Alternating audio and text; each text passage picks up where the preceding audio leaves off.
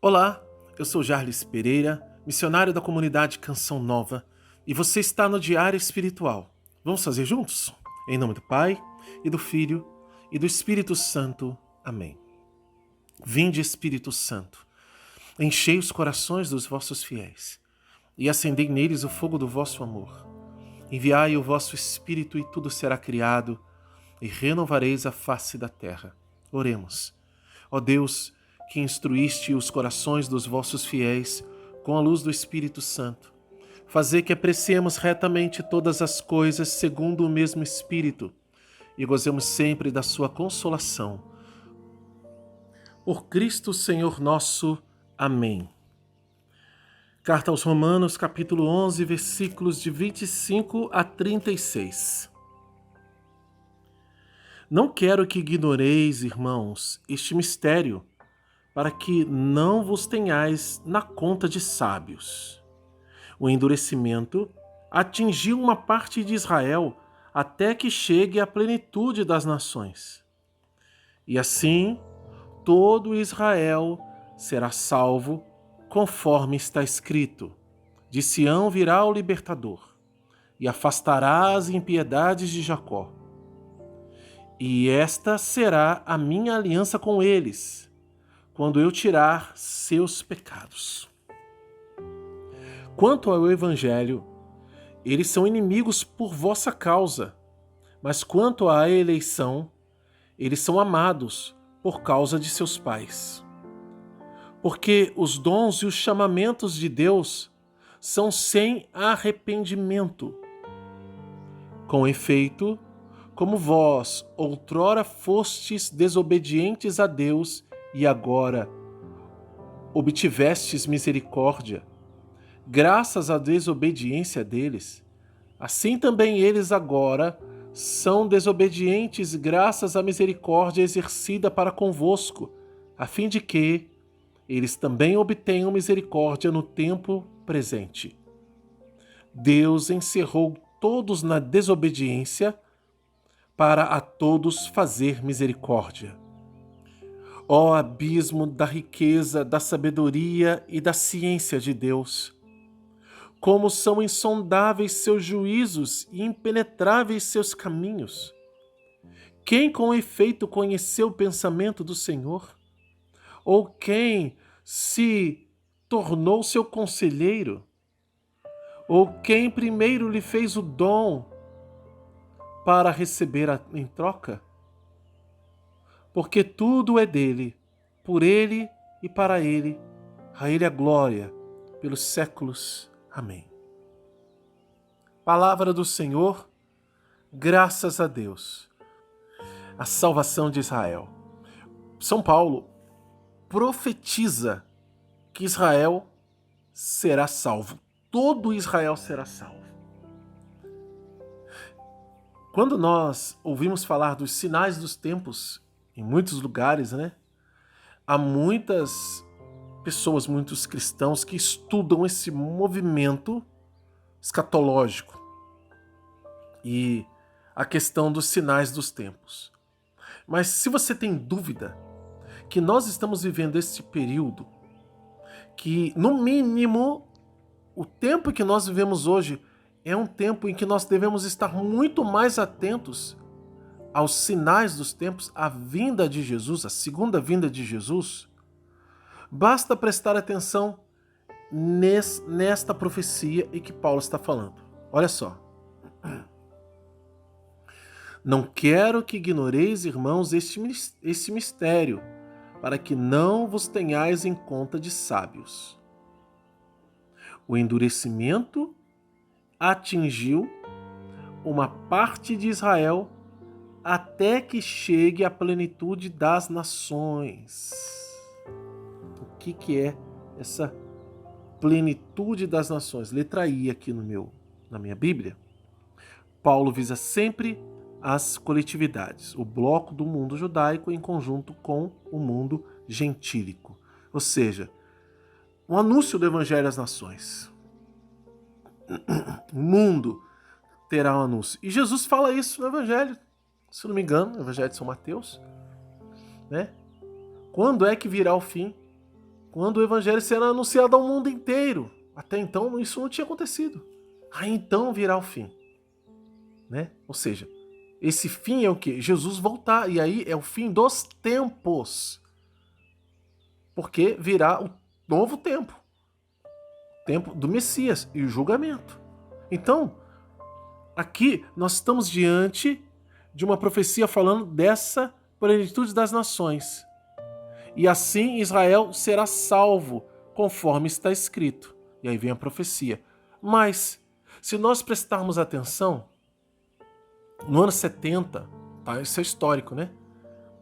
Roma entrou em Jerusalém e devastou, né, Jerusalém. Tanto que você vai hoje em Jerusalém, tem lá um muro das lamentações que é uma parede, ficou em pé, de todo o complexo do templo de Israel, que foi tudo destruído. Então lá só tem isso. O muro onde os israelitas, os judeus, se lamentam. Muro das Lamentações. Né? E nunca na história de Israel, isso está aqui provado na Sagrada Escritura, nunca na história de Israel ficou tanto tempo sem templo. Nunca. Mesmo diante de outros tantos impérios, Israel nunca ficou tanto tempo sem templo. Aliás, Israel nunca ficou tanto tempo exilado, ou seja, fora da sua terra, espalhado pelo mundo, quanto o tempo que ficou depois que foi invadido no ano 70.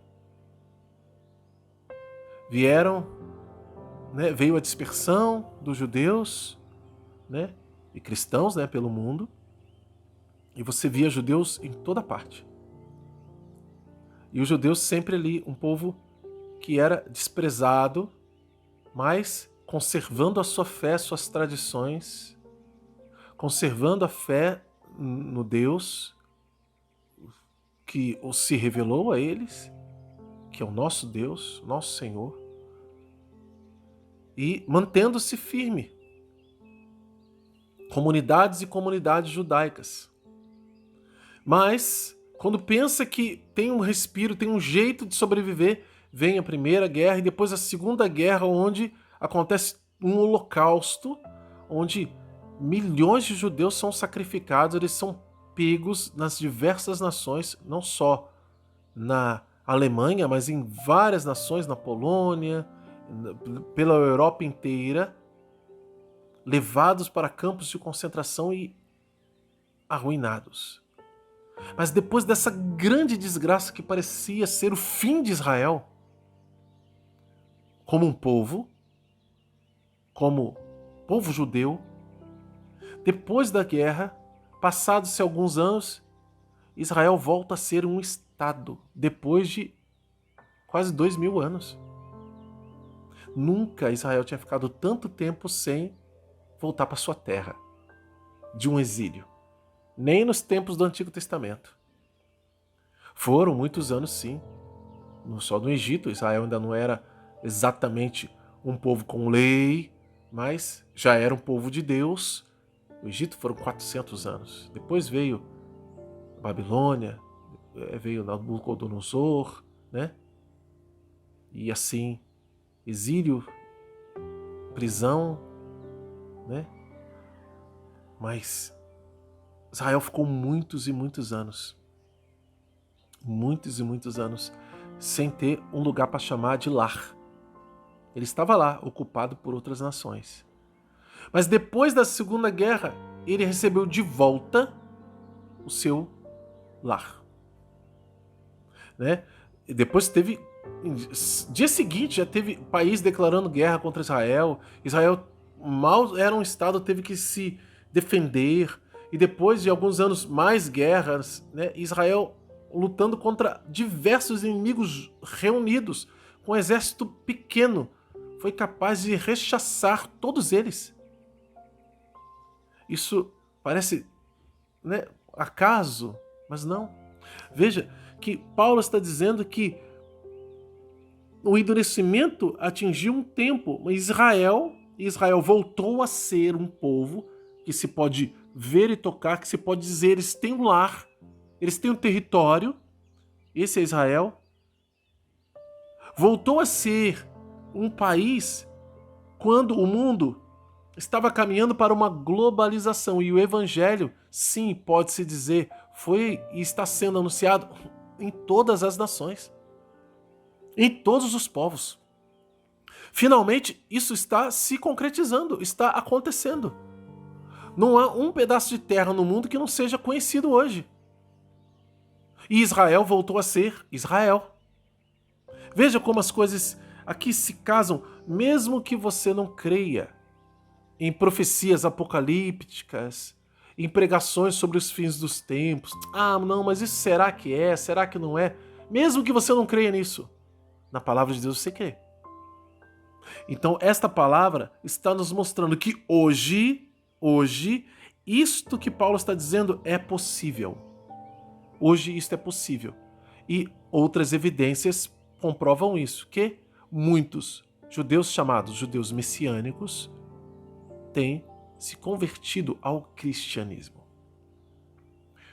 Ou melhor, crendo que Jesus é o Messias.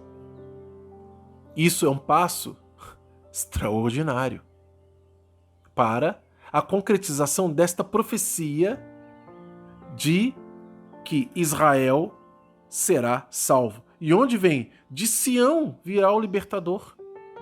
Sião é o conjunto daqueles montes lá onde está Jerusalém.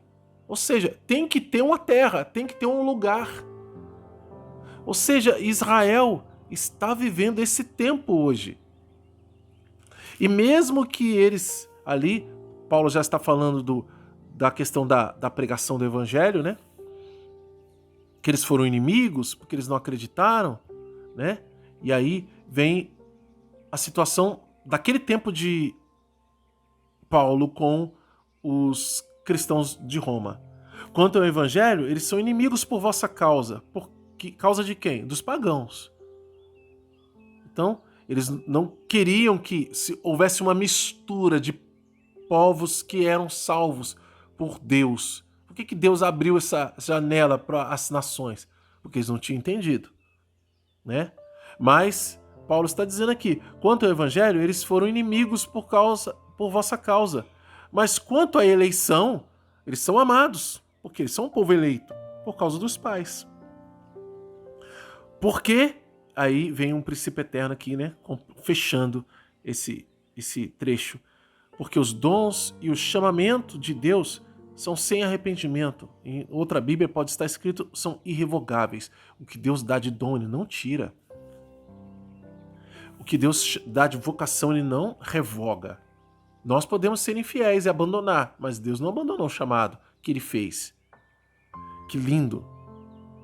E aí vem a continuação, versículo 30. Com efeito, como vós outrora fostes desobedientes a Deus e agora obtivestes misericórdia, graças à desobediência deles, assim também eles agora são desobedientes, graças à misericórdia exercida para convosco, a fim de que eles também obtenham misericórdia no tempo presente.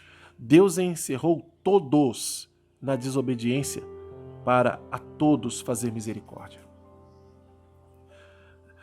Paulo é extraordinário nesse trocadilho que ele faz. Ele iguala, para dizer, Deus igualou todo mundo. Ninguém tem mérito. Nem os judeus, nem a gente. Todos desobedecemos. Os judeus, depois de serem um povo eleito. E nós, antes de conhecermos a fé. Então, Deus viu e teve piedade e misericórdia de todos. De todos. Ninguém pode dizer que Deus não tem misericórdia. Que Deus não...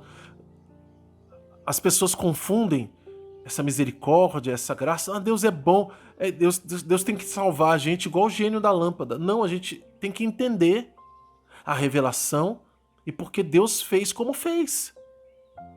Enviando seu Filho ao mundo para nos justificar pela fé, pela aspersão do seu sangue, como diz a carta aos Hebreus. Então nós que somos de origem pagã, precisamos ser gratos, como essa oliveira silvestre, porque graças a Deus, nós fomos incluídos no número dos eleitos também, por misericórdia. E aí, Paulo conclui com um louvor, porque é um mistério tão grande que ele diz, é um abismo. Não dá para compreender como é insondável isso. Como que Deus foi fazer esse plano tão maravilhoso? Paulo está dizendo isso. Ó abismo da riqueza, da sabedoria e da ciência de Deus. Como são insondáveis seus juízos e impenetráveis seus caminhos. Quem pode entender?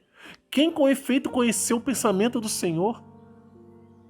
Ou quem se tornou seu conselheiro? Ou quem primeiro lhe fez o dom para receber em troca? Tudo recebemos de Deus. Porque tudo é dele, por ele, para ele, a ele a glória, pelos séculos. Amém. Olha que lindo. É lindo, gente. É lindo isso. E tudo princípio eterno, viu? Do versículo 28 até o 36. Tudo princípio eterno. A salvação de Israel, ela é real, concreta. Vamos anotar no nosso diário? Vamos lá.